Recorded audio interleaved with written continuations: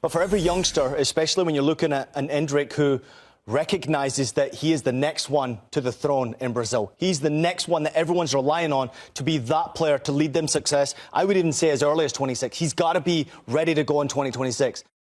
So 1-0 after the first leg in San Sebastian. They will now obviously go back to the Bernabeu. The other tie, that insane match yesterday, 4-4. That'll be going back. Just a 4-4. The problem is that we're not going to be seeing these next legs for about 5 weeks. So just remember these scores and print them in your brain, because it's going to be a while before we see them again. Let's talk about Real Madrid. And let's talk about Endrick specifically. But Endrick, we want to see him play a bit more. We obviously, it's so difficult to get into this side when you have guys like Vinny Jr., Kylian Mbappe, obviously, Rodrigo. But every time this kid gets his opportunities, he's putting the ball in the back of the net. What needs to happen? Will he be able to break through and get all the minutes he needs, or is he going to have to eventually go find some football elsewhere? Listen, it's Real Madrid. It's an institutional football, and any youngster in their right mind would want to be at a club like Real Madrid, especially right now with the success that they're having, obviously domestically in multiple competitions and an international stage, obviously involved in multiple competitions. Who doesn't want to be a part of that? Of course. But for every youngster, especially when you're looking at an Endrick who recognises that he is the next one to the throne in Brazil. He's the next one that everyone's relying on to be that player to lead them success. I would even say as early as 26. He's got to be ready to go in 2026. So for him, regular minutes is going to be more and more valuable. The only way you can get regular minutes at Real Madrid is by putting out top-class performances and becoming a favourite of Ancelotti. The only thing this kid can do when he starts is score goals. And the only thing this kid is doing when he is starting is scoring goals. You don't see much from him off the field. He continues to hold himself in great way. And therefore, he wins a lot of respect from Ancelotti.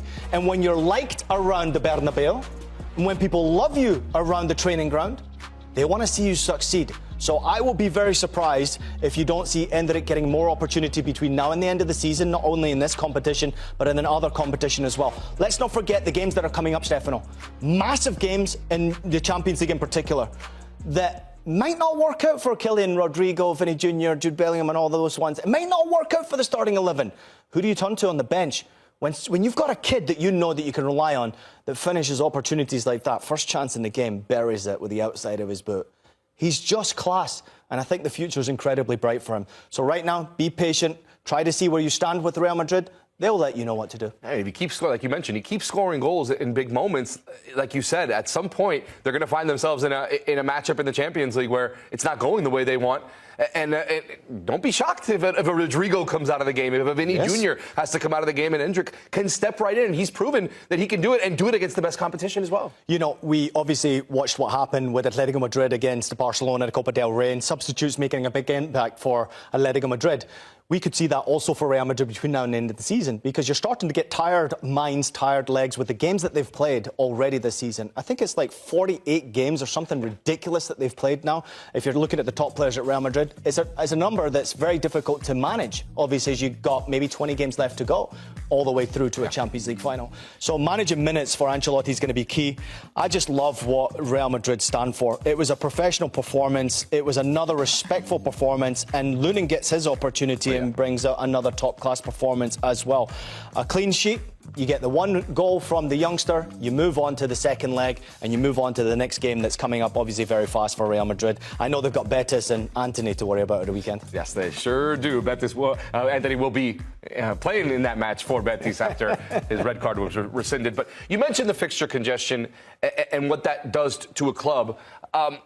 We also talked about how some teams can play at maybe a 70%, 80%, and maybe forced to play at that 80% because of all the matches that they're playing. And because of that, I think Real's biggest strength is being as clinical as they are with their chances, because they're not always playing at 100%, because I think it's physically impossible at this point with the amount of fixtures that they play.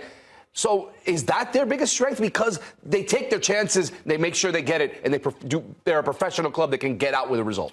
For some of them, yes. Clinical. You can clearly see it. We've broken down Endrick's numbers, the starts that he's made and the goals that he's scored. It's like, 4 starts and 6 goals. It's a crazy number. But I think that if you look at the big dogs, obviously Kylian Mbappe's starting to improve now. His goals are starting to flow like we're so used to seeing with Kylian Mbappe. Vinny Jr. missed a big opportunity in that game. He had another opportunity he should have scored in as well. We've seen that a few times from Vinny Jr. this year when he's got himself into a goal-scoring position. Maybe the better pass on to Kylian Mbappe was there. In the last game at home, he decided to go himself, eventually got his goal. But there's a big stature at Real Madrid. To be the king, you've got to be the one that everyone's talking about in scoring goals. They're not always as consistent in front of goal, but they're getting damn close right now. And this Real Madrid is a real worry for everyone, including Atleti, obviously, coming up in the Champions League. And I don't see Real Sociedad having much of a chance in the second leg. Would you say that Real Madrid's playing their best football of the year right now? Yes, because I've watched almost every Real Madrid game this season, and I would say that Real Madrid have gradually just kind of got into pace. We saw what happened in Supercopa, obviously, against Barcelona. Champions League wasn't always pretty for them, but they got the job done and then eventually knocked out Manchester City.